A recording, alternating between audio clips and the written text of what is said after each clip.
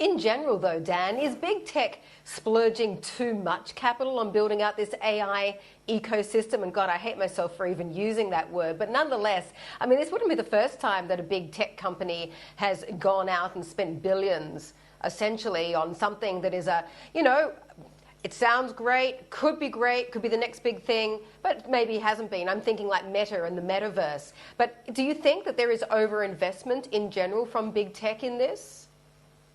Yeah, Mandy, I think I actually spoke to you on the show once before about Meta, and I think we were asking that question about the whole XR trend and is it real?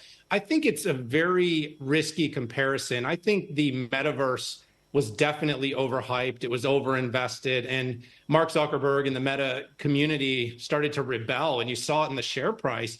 AI is a little bit different. I do believe there's a bit of a slow at first and then all at once. So you're seeing all this CapEx going into the infrastructure and the build out, but we're hearing some of I call them the AI bubble bears saying, well, no one's using it.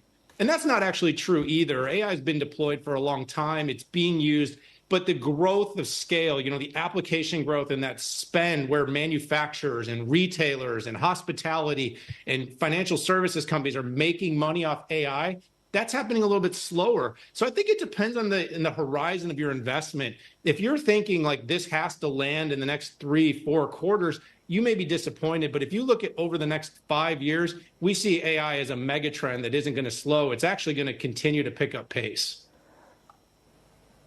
Indeed, you've done a first of its kind study on the AI chip space. What's your key finding that investors need to know about as an actionable takeaway?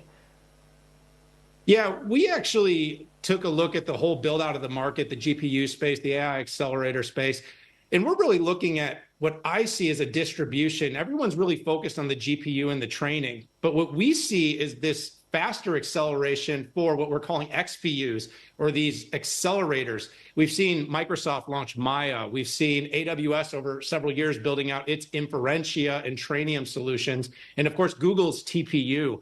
We see as power and efficiency and cost starts to become a bigger consideration. And of course, this overall power narrative that we're hearing, as all these things come to fruition, we're going to see a lot more investment in these homegrown silicon offerings. And of course, we're going to see a lot more spend moving in that direction. So while we say $138 billion at 30% CAGR for the GPUs and these big systems you're hearing about, we see a 35% growth rate, and possibly my take is even faster for these accelerators because we need to get more efficient, and AI inference, that experience we get in the app when we're using LLMs, that's going to be the big thing. And we're going to see that rolling out into applications at a pretty good clip over the next 5 years.